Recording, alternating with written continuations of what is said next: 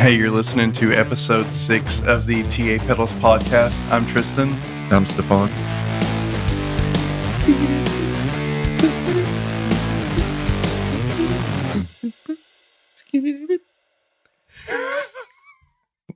So what's up, Stephon? Oh, nothing. Heard you had an exciting trip this weekend. Yeah, went to Little Rock with my wifey. Visit some friends. Got to eat some good food, and now I'm back in town. You came home to a nice surprise of a box. Oh yeah. What's in the box? More boxes. Nice. A box full of boxes. Our new redesigned box that we're gonna use for the foreseeable future. Pretty nice design. I like it a lot. Yeah, it really goes with like the new way we're trying to brand ourselves and stuff, and it's got all the brand colors and whatever. What I like about it is that it's still like a lot of black too. Like it's like what do you call that? Like a 3D mesh? Is that what you call that? Yeah, it's like a 3D mesh of like sound waves. It looks pretty similar to like a those maps that show the elevation.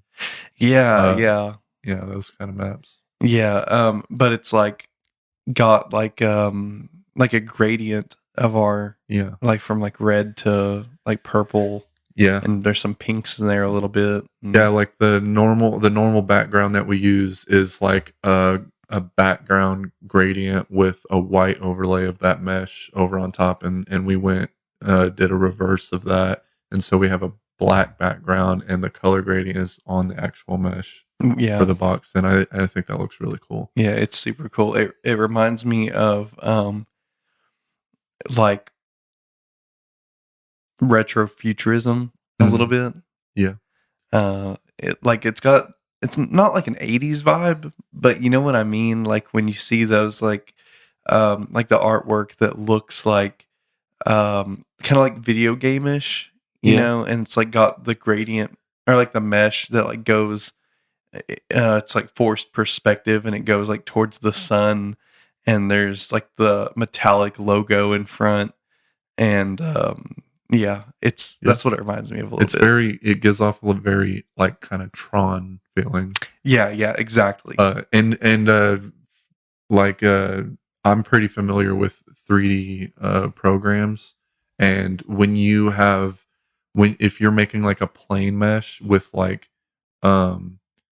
different kind of elevations and like maybe you were doing like a mountain scene or whatever, if you looked at it from the top side, and looking at all the different variations of the mesh, it looks pretty close to that. Gotcha. That makes sense. That's what I like about it, because I'm versatile within the 3D modeling programs, and I like the way that looks. So it's got that black background with the mesh kind of going over everything. Yeah, and it's not like overly done, you know what I mean? Like it's still simplistic enough where like I think we could put any pedal in it and it's gonna be like a good fit.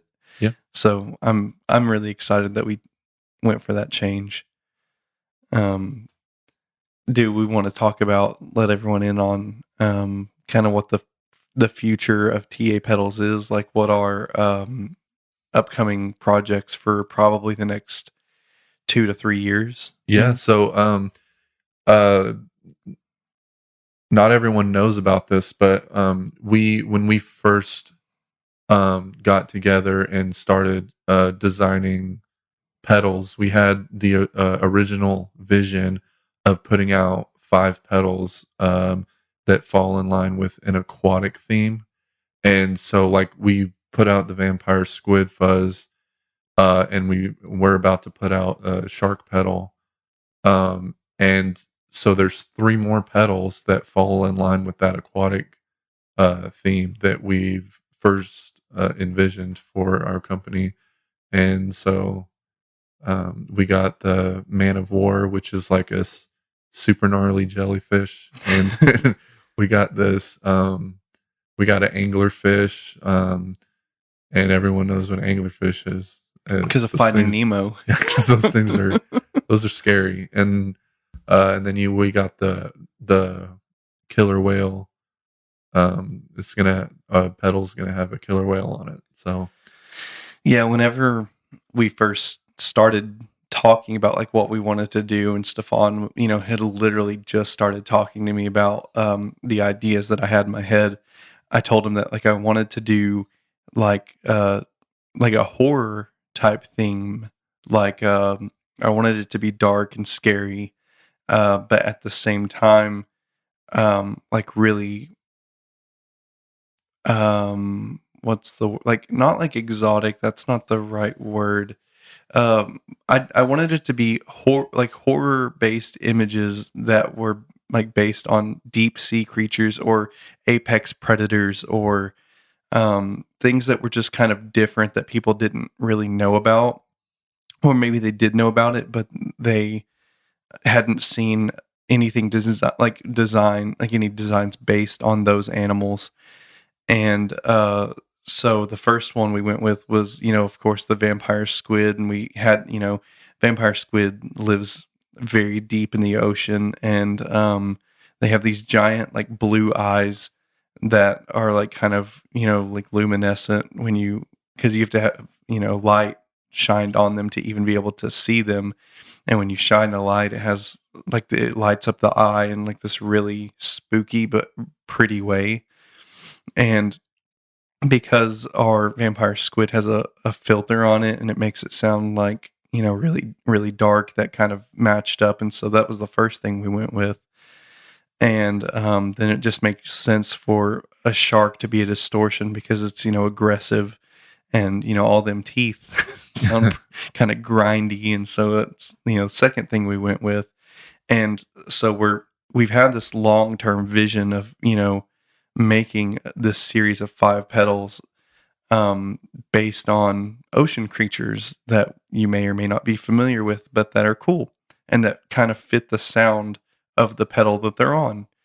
And so we were planning, to do the killer whale, and we were going to call it the orca, and it was going to be like a delay pedal. And I'm not going to go into all the details because the pedal is still a secret to a certain extent. Like what it's going to do is a secret, but we were going to have a delay pedal called the orca because they used, not echolocation, but they used sonar to communicate and to identify things. And, they have really complex language, and that kind of fit the theme of a delay. But then there's another company that made a delay pedal, a digital delay, and they called it the Orca. So that was another example of an idea that we had that someone just beat us to the punch because it makes sense. It's a good idea. And so we're not going to call ours the Orca, but it's going to have a killer whale on it. And I'm really excited because ours is it's going to look extremely different from what they did. And it's going to be like a darker image of what an orca can be. mm-hmm. It's going to really bring out like that predator attitude of the killer whale. Yes. So I'm really excited about that one. Yeah. And then we got the orc, or not the orc, the anglerfish. I just told him about that one, Stefan. The anglerfish one. What's that one going to do again? Well, I can't go into the details of it, but it's going to be an octave pedal. Yeah. Because that also makes sense, adding like lower pitches underneath, because again, they're deep in the ocean. So that kind of fits that. And then we have that Man of War. Yeah, the Man of War is going to be a chorus pedal. Yeah.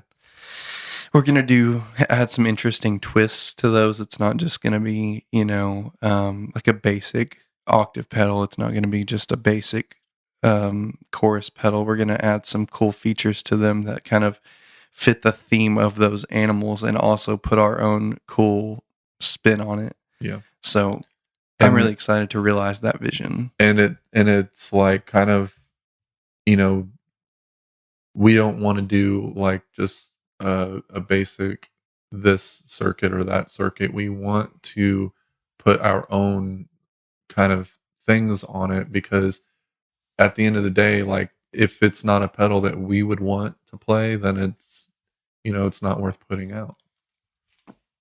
Yeah, I completely agree. If it's not something I want on my pedal board personally, then I don't want to make it. Yeah. And the features that we're including in these pedals and adding to them aren't really super typical of, like combinations of effects and things like that. So I think that you're gonna be able to get a lot of utility out of what we want to do. And hopefully in the next 6 months or so, we're gonna have to start diving into the digital realm, because we're gonna probably end up doing digital chorus and digital delay for sure. Like the Killer Whale's definitely going to be digital, and we've yet to dive into that. And I'm really excited about that because it's a whole different side of pedal making that we haven't really gotten into yet. Mm-hmm. Everything that we've done so far has been analog circuits, and while that's also really exciting, digital is just the future. Mm-hmm. There's no denying it. And I'm not saying that all effects will eventually be digital, but the possibilities and combinations of effects and processing that you can get with, digital circuits is it's unbelievable. And it's just another tool in the toolbox of guitar players. And so I'm really excited to get into the coding side of that and see what, if we can make some cool new effects that haven't been done yet. Yeah. Because even though there are a lot of digital pedals, just like with analog circuits, there's a lot that hasn't been done yet. And so we're kind of, even though we're just now getting into it, in the long-term view, we're still getting in pretty early. It hasn't even been, 20 years probably since digital effects started really becoming mainstream. I mean, I would go as far as saying digital effects didn't even start becoming a thing, and more than 20 years ago. Yeah, I don't think so. I can't think of any. They're just now gaining popularity over, I would say, last 5 years. Yeah, and before that, it was just kind of like, a new thing that's kind of like, I don't know about that, and now it's becoming more of a staple. Yeah, it's because guitar players, and I know this because I am one, we're weird about stuff sometimes. And for a long time, there was this weird stigma about the difference in sound and quality between analog circuits and digital circuits. And it's because early, just like with anything, like early adaptations of new technology, they tend to be kind of rough. And people, are going to remember the bad experiences they have. They're going to recall those easier and more readily than the good experiences they have. And there were a lot of subjectively bad experiences with digital gear back when it was, first being introduced. And so that's kind of what people tie that to. But now with new technology, more processing power, better coding, new languages, code languages and things like that, it's changed the game. And there are people who, say that they can't even tell the difference, or they're just okay with the difference. It's okay that analog is different than digital. There's nothing wrong with that. And so I think as we move into an era where the technology is more acceptable by consumers, it's going to allow manufacturers to invest more time and money into developing cooler products, because they know they're going to be able to sell them to the consumers. And that's just going to continue to, push that technology. And I'm really excited about the future of that, because it's just going to introduce a lot of new tools to make new sounds and innovate new music. And that's what it's about. That's correct. Didn't mean to go on a rant there. It's fine. But that's what podcasts are for. They're exactly for that. Well, I'm just passionate about that because I've been through the whole thing. Like my first amp was a Line 6 Spider, And a lot of people have that same experience. Like that was people's, a lot of people's first amp, and it's digital. And it wasn't the worst. Like I had the Spider 3, and it's not the best sounding amp, but they were on the right track. And Line 6 has stepped it up with things like the Helix now, they've developed their technology to where it's really good. And we have things like the Kemper and the Axe effects and whatever. And it's gotten so good that there's no reason not to use it. The only reason you would be unwilling to at least try it would be just because you're being stubborn. Because you're stuck in a box. Yeah, and you're stuck in a box. And you got to open that box. How many times do we have to say it? But yeah, it's going back to what I was saying, was like the Line 6 Spider was my first introduction to like digital modeling technology, and it wasn't that good. No, I mean, it was the beginning of the understanding of what it can be, and you got to make things and figure out where it went wrong in order to make it better. Yep, exactly. And even before the line of Spider amps from Line 6, there was the Pod, and a lot of people were getting really great sounding tones out of just the Pod, because it's just like this little unit that looks like a kidney bean, like a red kidney bean. That's what it looked like. And it had some knobs on it, and it had USB connectivity. And it was like the first like digital recording modeling interface that people were able to get their hands on for relatively cheap. And I know of some records that, professional records that had tones that came out of that Pod on them, and they sound great. And it's because people spent time getting to know the software and their gear and how everything interacted together.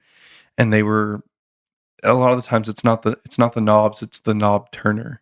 Mm-hmm. It's the person pushing the knob or turning the knobs and pushing the buttons. And if you spend enough time getting to know your gear, you can really get some great stuff out of it, or some great tones out of what you have. So yeah. And I feel like like we've spent enough time with the Vampire Squid Fuzz pedal that we really kind of understand mostly what everything it can do. Yeah. And like we didn't like when we were making it, we didn't realize all of the things that can come out of that pedal. And now, looking back, and it's kind of crazy that we kind of made something unique and special, and it kind of blows my mind a little bit that it turned out the way it did. Yeah, me too. I feel like we really not got lucky. That's not the right phrase, but like that's the right sentiment. Like we really knew what we wanted to do, and we didn't have any like real like problems designing it or anything like that. I don't think we've ever actually publicly talked about what the circuit is. I mean, we just kind of talked about it before the podcast. I mean, we kind of mentioned it, like the idea behind it, Mm-hmm. not really exactly what's in it. I don't know if it's really a secret or not. It's not a secret. I mean, anyone could just buy one and open it and kind of see what it is. And if anyone's like familiar with the staple fuzz or distortion pedals, then they'd probably be able to figure out pretty easily what it's based on. Yeah, I think so. I mean, the controls kind of give it away. Yeah. It's a distortion knob, a fuzz. I mean, we call it fuzz, but it's, whatever. It controls the amount of distortion. We have a fuzz knob, a level knob for setting the overall output, and then we have our filter knob. You know what else has those controls? A rat. A rat. It's not a rat, but it is. It's like, it's like a guinea pig. I wouldn't say it's a guinea pig. Like what? I mean, like what is bigger than a rat? A capybara. It's a possum. Well, yeah, but it's kind of like possums are marsupials. I know it's kind of sneaky. It's kind of sneaky. You don't really know it. You don't really know what's going on until you see it. Yeah, I guess that's a good analogy. But so how the squid came to be? Me and Stefan, when we first started making pedals, we were making this pedal that we called the Alien Life pedal. We made this pedal that had an octave that you could blend in. It had, the volume. It had the clipping options. It had the filter. It had the distortion knob. I feel like I'm missing something. Boost. It had a boost. And the amplify, the boost, the octave, the distortion, the volume, and then it had clipping options. Yeah, that's it.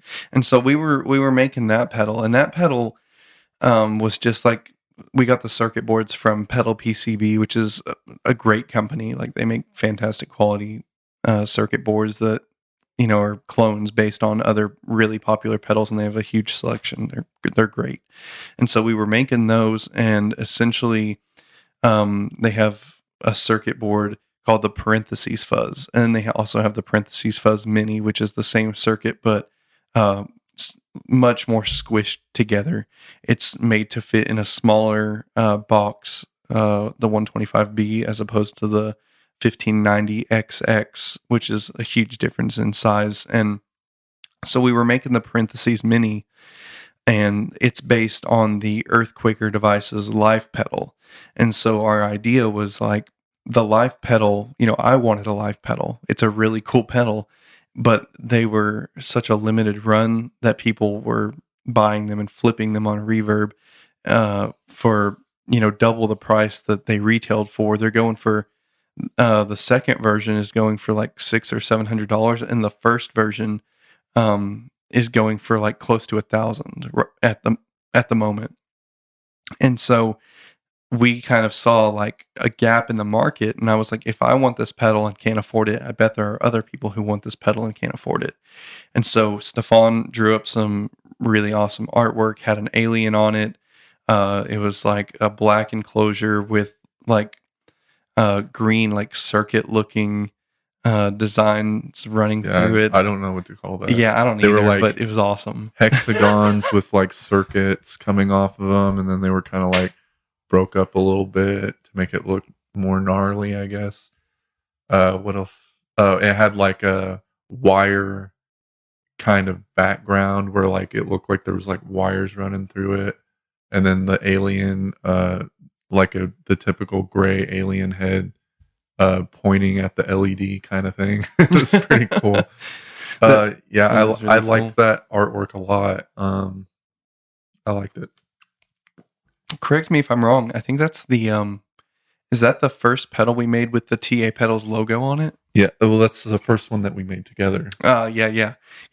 Before, when I was printing my own enclosures with the TA Pedals logo, it was so small you couldn't even tell what it was. Yeah, I had trouble with the measurements and things like that, which is obviously like why you got involved, because I couldn't do it very well. And so anyway, we were making that. Yeah, we were making the Parentheses Mini, and we just called it the Alien Life pedal because that makes sense. And we sold probably 6 of those. Well, I think. I mean, like we that. sold a couple, and then people started reaching out like, "Hey, we want this pedal." So we started making more, and then like that's when we're like, "Yo, like we're doing something kind of cool here, and people like what we're doing. Maybe we should just kind of like make a business out of this." And that's pretty much how we got started. Yeah, there's one of our customers, really good guy. He actually liked it so much that he commissioned us to make a second one for him, because he had 2 pedal boards, and he liked it so much he didn't even want to take it off the board to switch it to the other board to use it. He just he liked it that much, and it's a really good sounding pedal. I mean, so we kind of like took that idea of like, well, if people really like this fuzz and this circuit or whatever, like maybe we can put our own spin on it, and we can make our own thing out of it. And, upon doing some research, we realized that the Earthquaker Live pedal, the distortion part of it is based on the Proco Rat. The Live pedal is essentially, it's like a boost section, and then it's like a Rat style distortion section, and with an octave that you can blend in, and the octave ended up becoming the Earthquaker tentacle, and so it's like kind of a few circuits like blended together. And so we pretty much like had the idea to, well, if we like that distortion circuit, let's extract it. Let's take what is in that circuit and modify it, and put our own spin on it and see what we can do with it. And so we started working on that, and we tried out, a bunch of different op amps. We tried different transistors and things like that, and went with what sounded best. And essentially what we came up with was like a hybrid of several different years of Rats with different parts in them. And we added the clipping options so that you can have, germanium, silicon, or op amp clipping. And, it all just worked out. It turned out, to be a really great sounding pedal.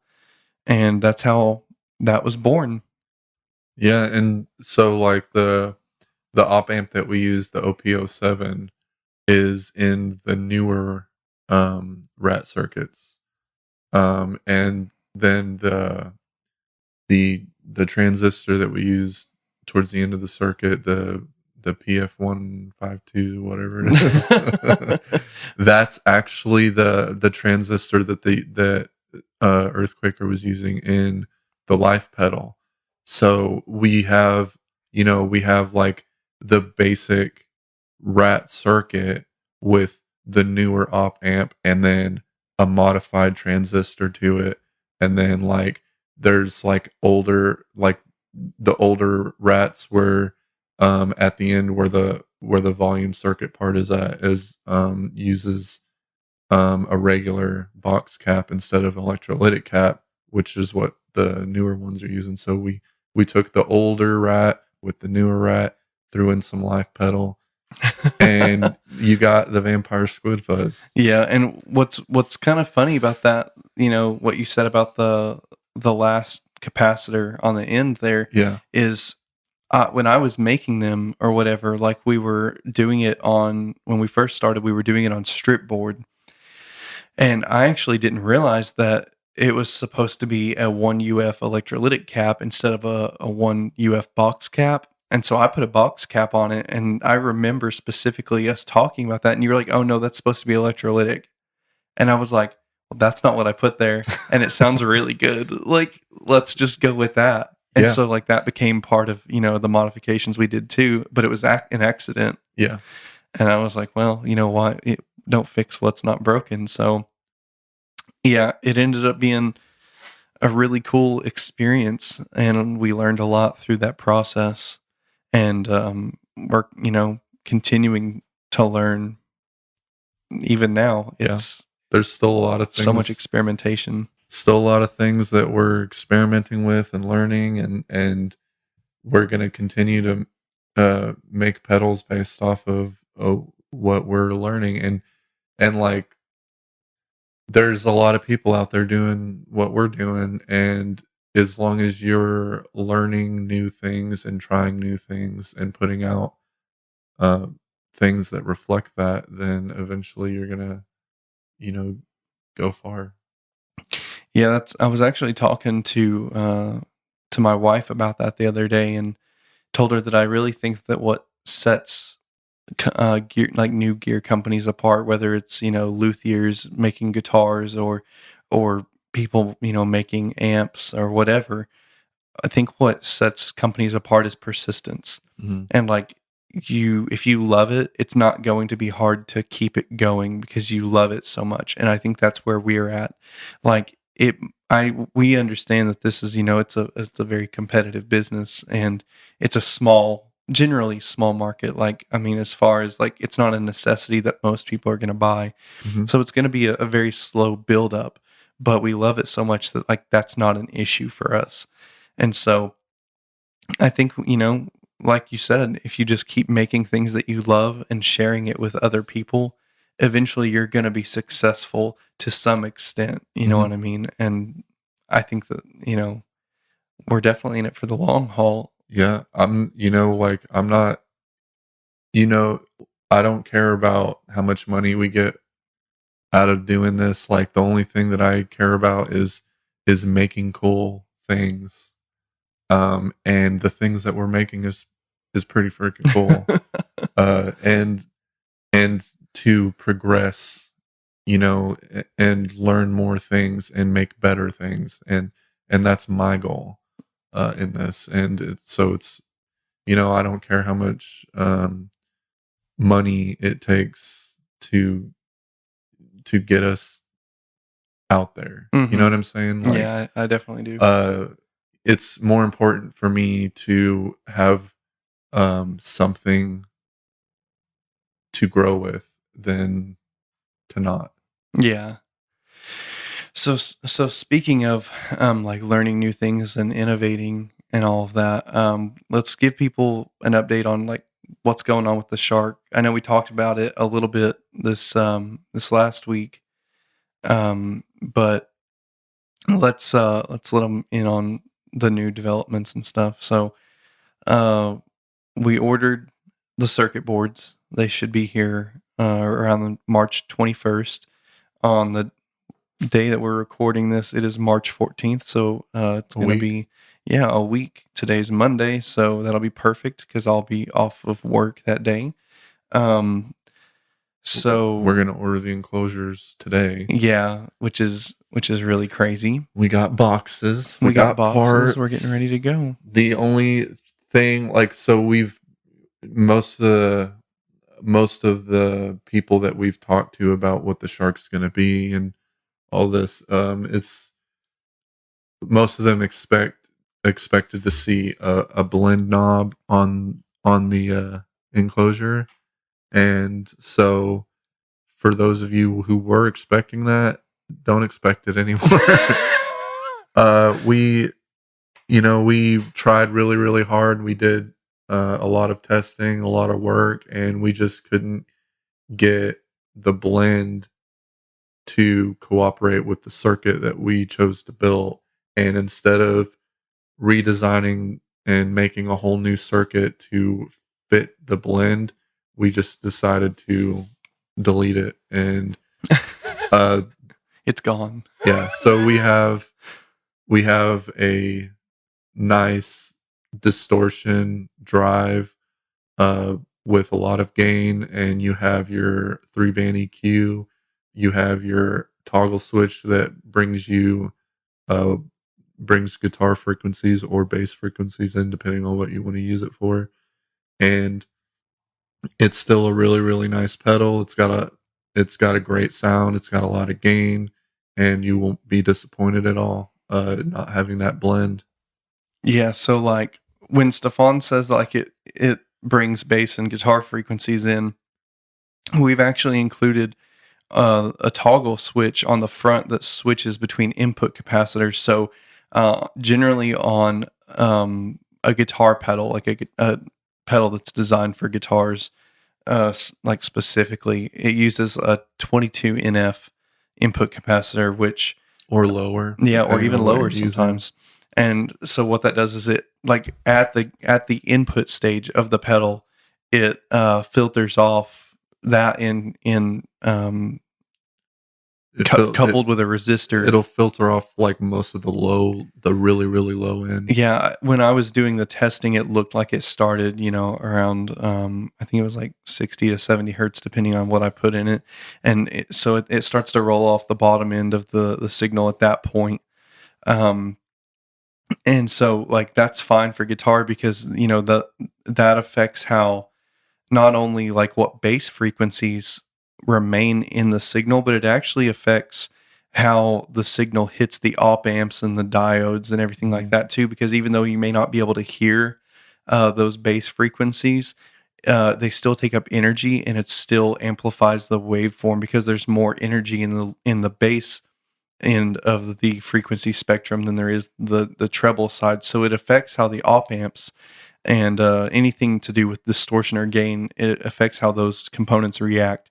And so we have a guitar mode that has the standard 22 NF input capacitor, and then when you switch it to the bass capacitor, it switches to 100 NF, and that allows much more bass to come through, which again is going to affect how the op amps react and all of that. And so you're able to retain the low end of the like a bass heavy instrument, like a bass guitar.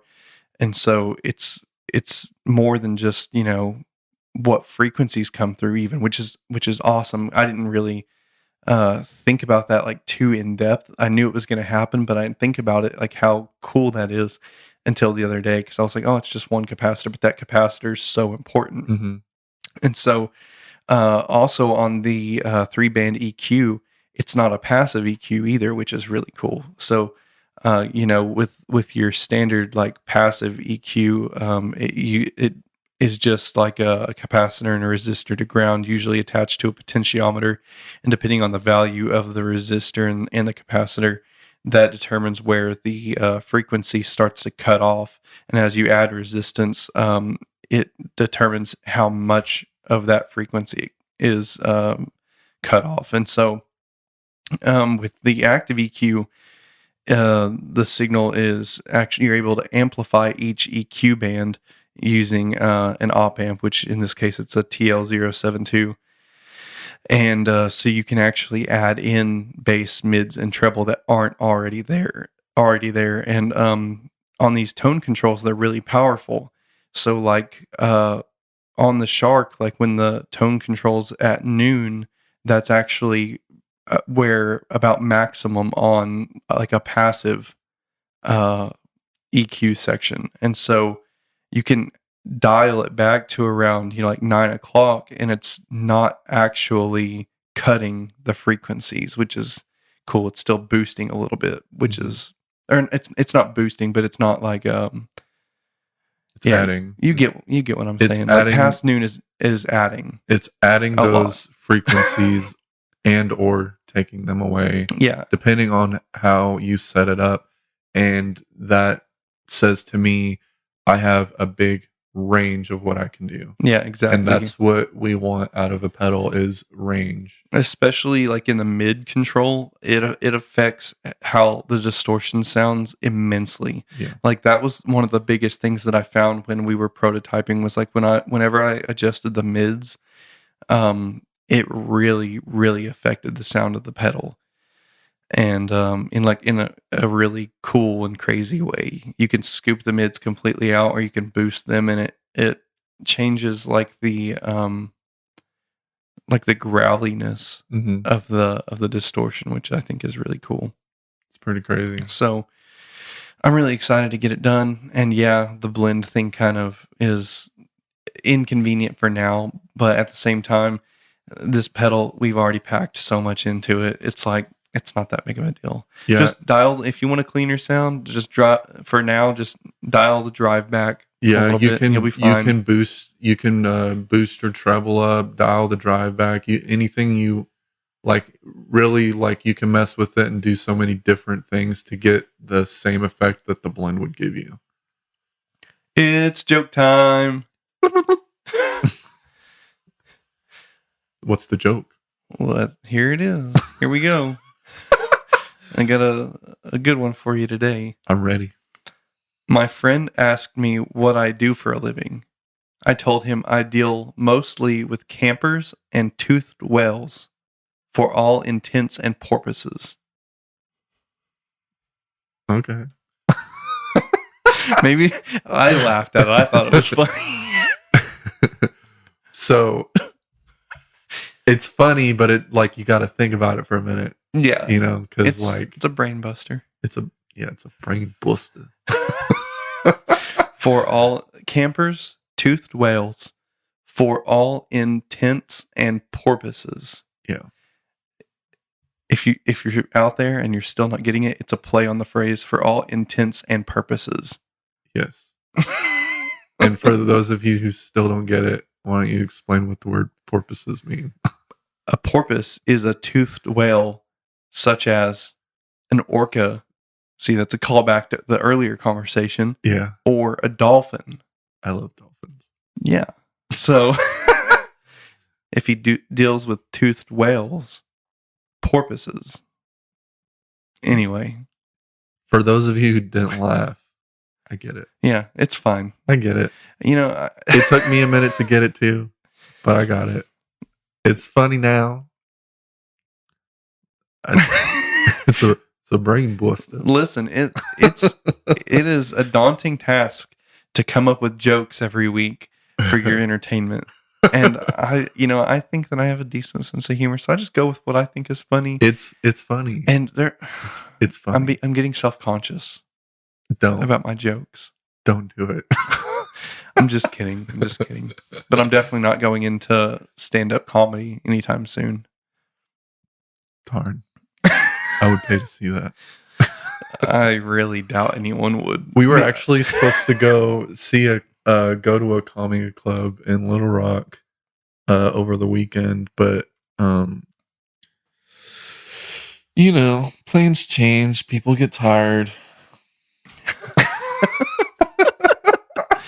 That's how I am when we take a trip to me in Sydney. I'm okay with just like chilling in the hotel room, like literally 95% of the time, and the other 5% is just because I want to go eat somewhere. Yeah, we went to this, like, I was kind of wanting to go get some sushi because you don't really get to venture that much and try new things, different places. So like, I was like, I bet their sushi is probably better here in a bigger city than where I'm from, but I didn't get to try it because we went and ate some country cooking stuff. Country cooking. Yeah, I love country cooking. Chicken fried chicken. Yep, that's the one right there. And I had me an Omaha steak. What there was is some an deep Omaha fried steak? There was some deep fried pork chops going on. And I'm sure some fried okra. I'm sure all of it had gravy on it of some sort or another. Gravy everywhere. All the gravy.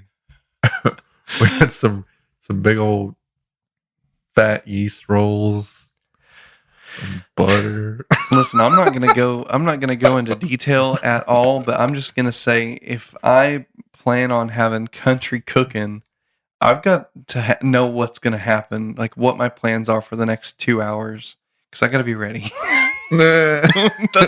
I've grown up here, and your like digestive system never adjusts to it. Maybe some people does, but mine definitely doesn't. Listen, I don't ever have, like, people always talk about how Taco Bell gives you the runs, or this stuff gives you the runs, or that stuff does that to you. Like, I've never had any of those problems. You're a lucky man.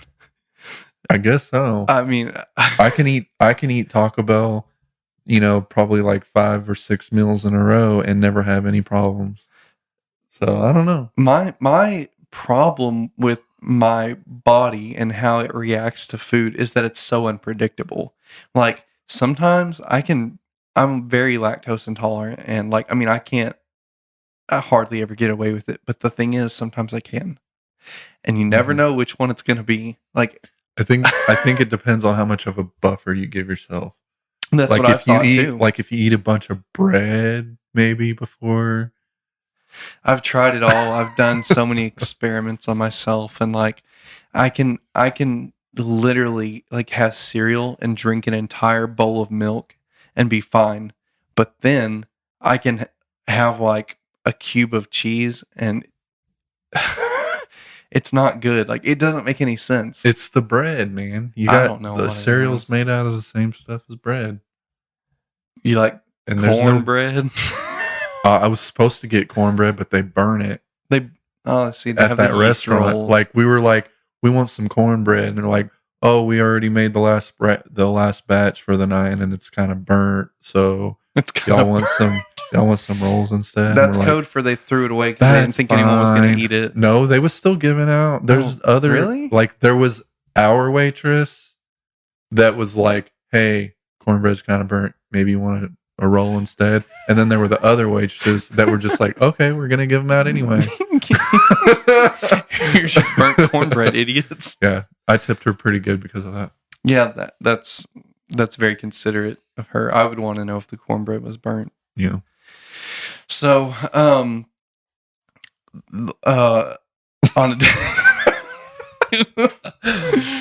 yeah, anyway.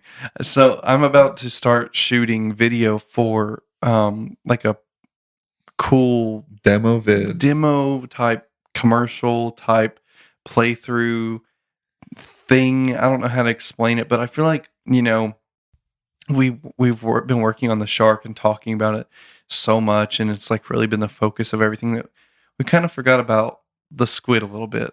And I agree with you. I think we definitely need more of a cleaner, polished video to explain it, because the one that we have is, I mean, it's cool, but it's not that great. You know what I mean? Yeah, I do. It doesn't fully capture what it can do. Yeah. And also, like, we need to show off our new guitar a little bit more. Yeah. So what I'm getting at is, like, you guys fairly soon, it's probably going to take me a few weeks to get it all together, because there's going to be a lot of editing involved and whatever. And for those of you who don't know, I'm still running a 2011 MacBook Pro with 4 gigs of RAM and an i5, and I do music production on it and all kinds of stuff, and it ain't cutting it anymore. Like, it's not there. And so all the video editing and all that stuff I have to do on my phone while I process the audio on my computer, and then I have to like sync everything up. And I use Adobe Premiere Rush on my phone to edit everything, and it's a great app. Like, it's let me do so many cool new things that I'm unable to do on my computer, which is nuts to say that editing a video on my phone is easier than on my computer. I never thought that would be possible, but anyway, so like I have to cut it all together. But you guys can probably within the next 3 weeks expect like a cool demo, informational, like, I guess, advertisement type video from us, like with a good explanation of how the pedal works and what it does and all of that. And it's going to be so doom. It's going to be so doom. In fact, it's so doom. I'm playing the Black SG, and I'm shooting this in my Tornado cellar, and I haven't cleaned it out this season. There's probably snakes and spiders, and I'm probably going to be playing a dope riff, and a snake slithers up and bites me on the throat. And when I'm done with the video, I die. And then Stephon has to cremate my corpse, and then he has to edit the video together. And then I'm gonna make a guitar out of your ashes, and then that's gonna be even more doom. It's gonna be so doom. Heavy, slow riffs. There's gonna be octaves and distortions. Did you see how many views that we got on the pickup transfer video so far? No. It's like, I think it's almost 50 views.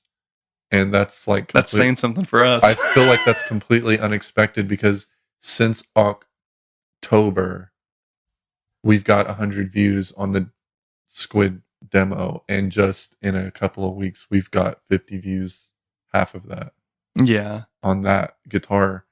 And I think there's a lot of people out there that are interested in that guitar. And we definitely need to do some sort of demo walkthrough kind of thing with that guitar as well. Mm-hmm. Yeah, I completely agree. And I don't think it should be the same video, but seeing how long it's going to take. Yeah. Just giving like a general overview of the guitar wouldn't take long at all. I could probably put that together. It don't need to be more than 5 minutes. Yeah.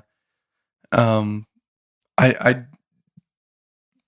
thing that would take the longest would be like putting together like sound clips and stuff like that, which that wouldn't be difficult, but it would just be a little more time consuming, and I'd have to like have some material written and planned out so that I could just like, go in and record it and know what's going on. I'm not the type of guitar player. I mean, I can do this, but I just don't, and I don't like to. I don't like to improvise, and I don't like to like just play on the spot. So I don't want to just like turn the camera on and then just like play some stuff. I need to write it first. That's literally all I do. Like, It's a good thing to do. I don't like look up a song that I like and try to learn how to play it. If I if I do that, I'm looking for a specific part of that song that I want to learn how to play, and then I just throw it into random things that I'm already playing.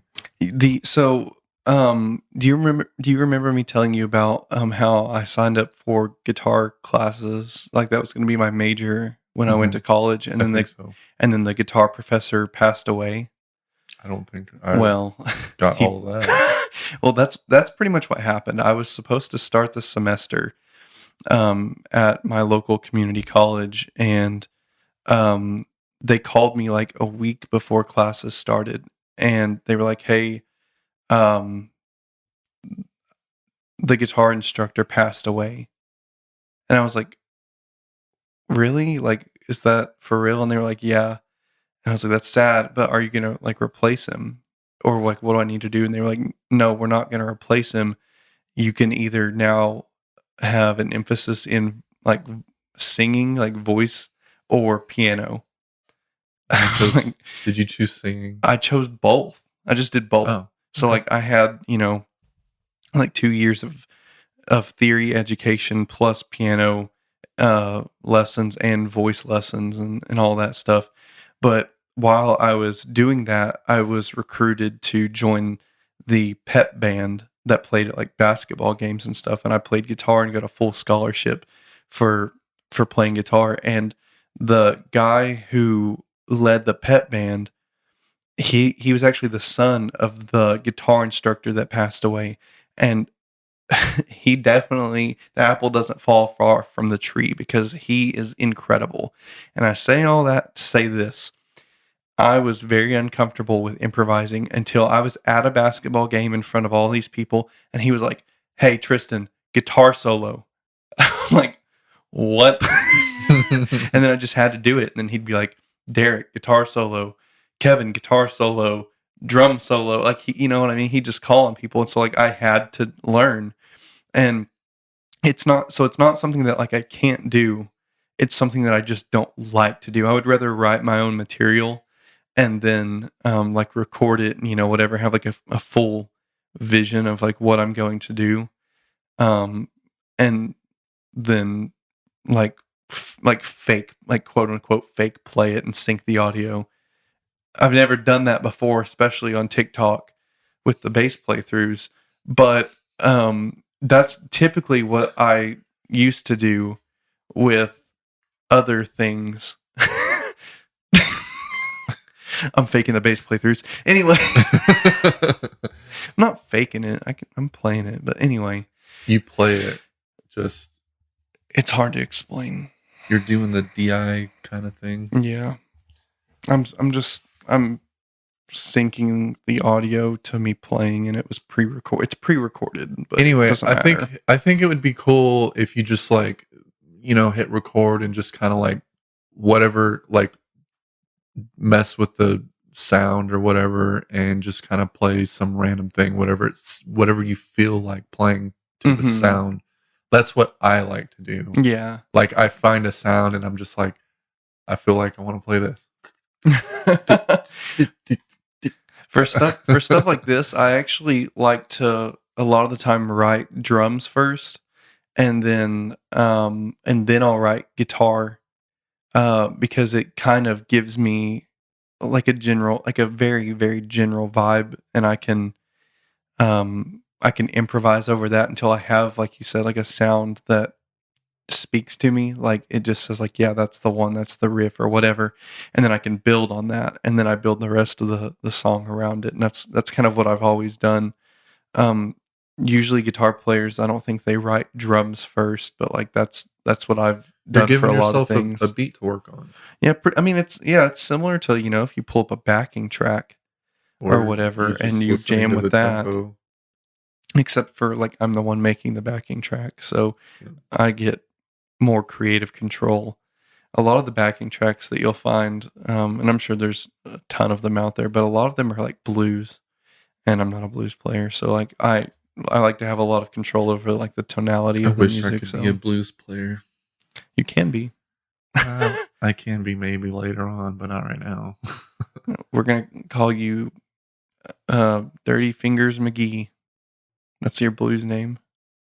No. Okay. Dirty Fingers is a Gibson humbucker. Yeah, but McGee is a character on NCIS, and my wife watches that all the time, so I can't be called that. Okay. What about McPhee? Is that any better? Dirty Fingers McPhee? How about, no. Oh, jeez. Okay, well, you'll figure out your blues name later, I suppose. How about, Steffo Goes to the Beach? What's a Steffo? It's me. Wow. You take the end off the end of my name and you get Steffo. It sounds like a disease you'd get from a gym floor. That's why it's like a going locker to the room. That's exactly why it's going to the beach. Perfect. That's it. That's my Make-A-Wish Foundation thing. Going to the beach. I don't even know what to say.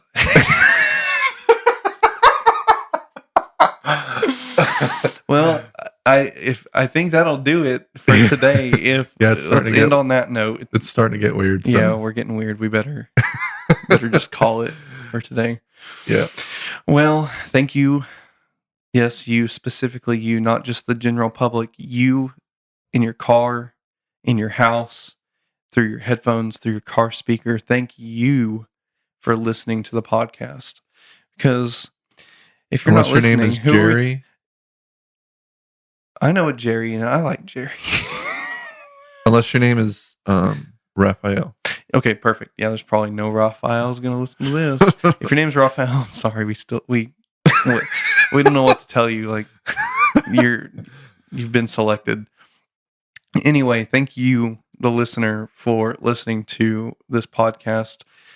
Without you, we wouldn't be talking to anybody. So, also, on that note of people listening, we have 27 more followers. So yeah, something like that.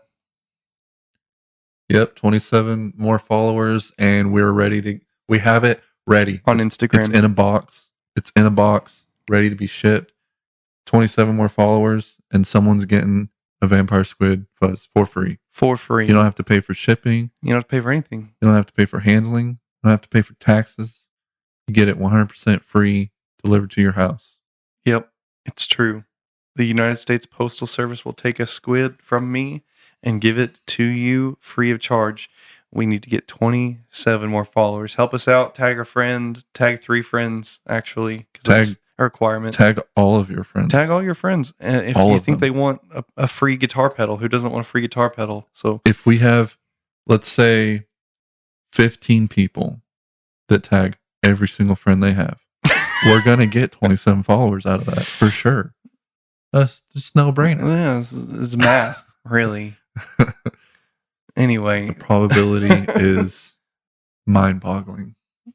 Did you just say mind-boggling? Mind-boggling. Like when your thoughts are all trapped like in a bottle? Boggled up. Not bottled. Boggle.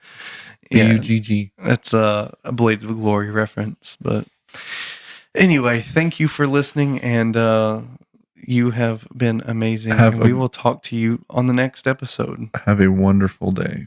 Bye. Bye.